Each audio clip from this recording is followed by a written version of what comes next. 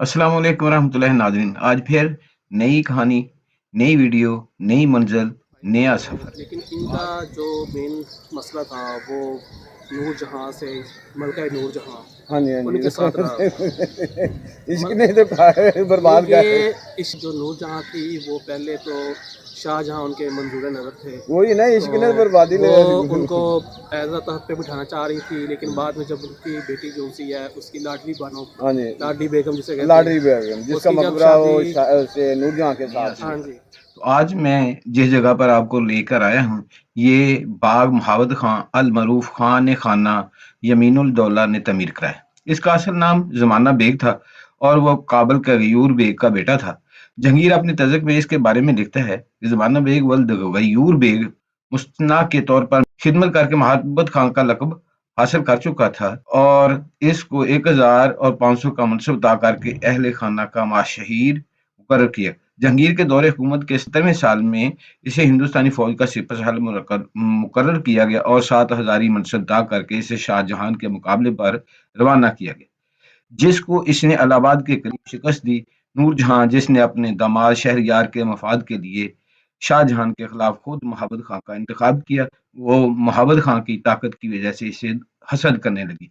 लेकिन मौखर जिक्र इस ने बादशाह की बीवी को गिरफ्तार कर लिया। ये मलका भी अपने बादशाह खामद के साथ कैद में रही, लेकिन आखिरकार इसकी रिहाई के लिए तैयार की जाने वाली साजिश में कामयाब हो गई। इन कार्रवाइयों में मुहब्बत खां को दक्कन का हाकिम बनाकर रवाना किया गया, जहां इसने दौलताबाद का मुहासरा किया और बाद में कब्जा कर लिया। मुहब्बत खां 1634 में फौत हुआ। मौत के वक्त वो फौजी इंतजामिया का सरबराह था और इसको खाने खाना का लकब मिला हुआ था। शाहजहां ने मुहब्बत खां के सबसे बड़े साहबजादे को आसाइश दी, जिसे आखिरकार काबुल का हाकिम बना दिया गया और इसे इसके वालिद का खिताब अता किया गया। महाराजा रंजीत सिंह ने यह बाग फकीर अजीजुद्दीन को दे दिया, जिन्होंने इसकी खूब देखभाल की। अपने इंतकाल के वक्त इनके वारसान फकीर चिरागुद्दीन ने इसे पारसी सौदागरों जहांगीर एंड कंपनी के पास फरोख्त कर दिया, जिन्होंने इसको नजरअंदाज कर दिया। तो नाज़रीन, ये थी मुहब्बत खां बाग और मुहब्बत खां की कहानी। मेरे और भी दोस्त हैं इधर आए हुए हैं, तो मजीद मालूमात हम उनसे भी शेयर करेंगे इंशाल्लाह। तो पूरी वीडियो देखते रहिएगा और हमारे साथ साथ रहिएगा। तो ये नाज़रीन, ये अहाता जो है, ये मुहब्बत खां के बाग का वसी अहाता अब जो सुकड़कार छोटा सा रह गया है। बहरहाल फिर भी खुशआइंद बात है कि सफाई का इंतज़ाम है और गवर्नमेंट ने ये काम शुरू करा दिया है।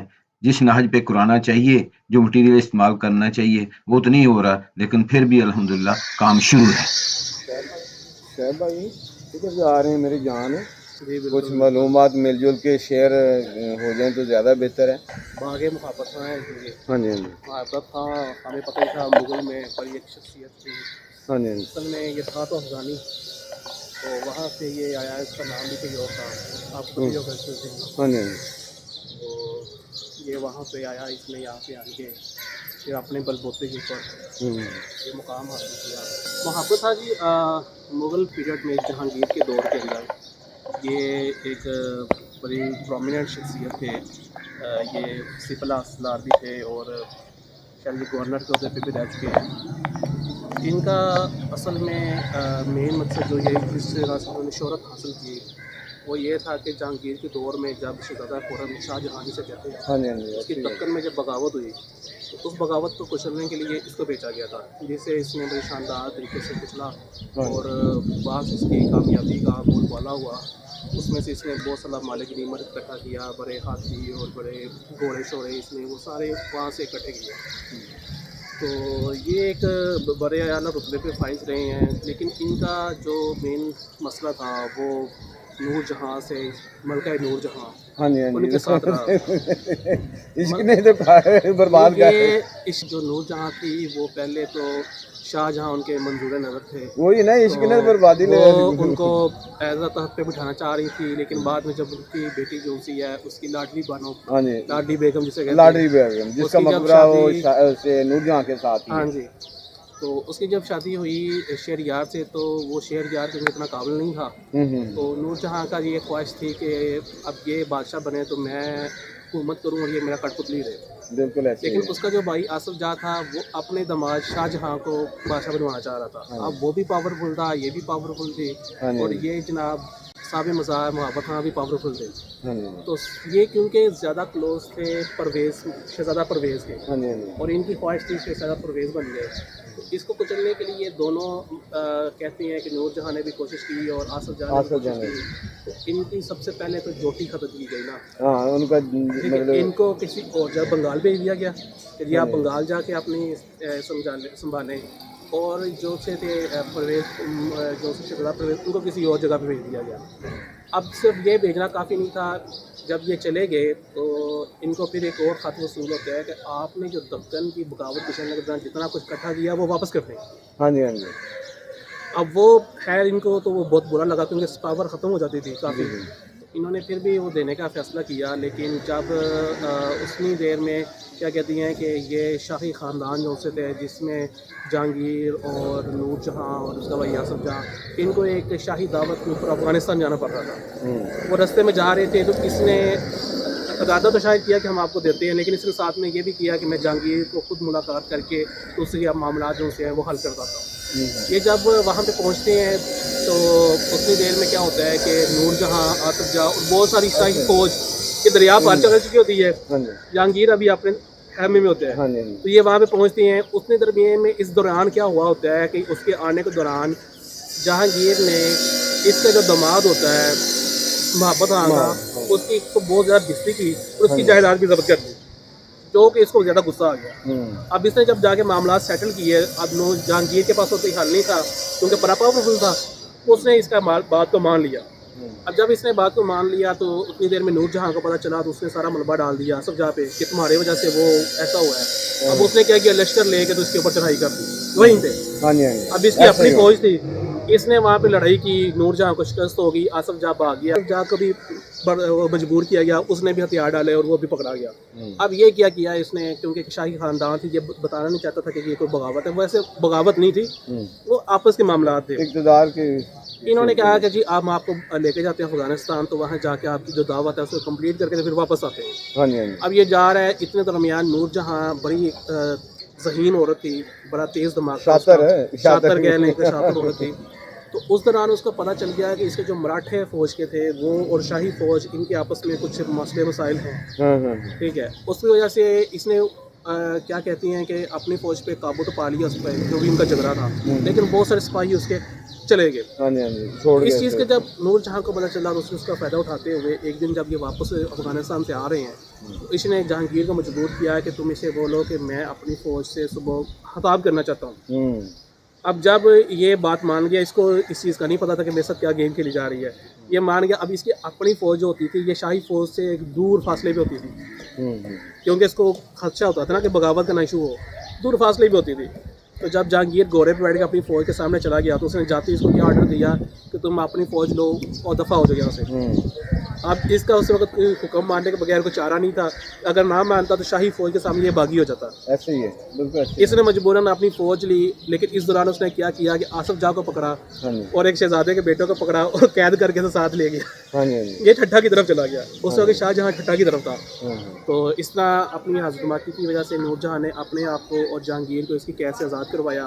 اس نے بھی ٹھٹھا میں جا کے جو آصف جاں کو دوسرے شاہی فیملیز کو آزاد کر دیا, کیونکہ وہ صرف ایک سیکیورٹی چاہتا تھا ٹھٹھا پہنچنے کی. ٹھٹھا پہنچ کے اس نے شاہ جہاں کے جو حلقہ باب تھے اس میں شمولیت اختیار کی. تو اس طرح وہ جو ان کا مسئلے مسائل تھے وہ ان کے حل ہوئے. تو یہ ایک اس وقت جب یہ فوت ہوا تو اس کو اس جگہ پہ دفنایا گیا. یہاں پہ ایک بہت بڑا اس وقت باغ ہوتا تھا جسے محبت خان باغ کے نام سے جانا جاتا ہے.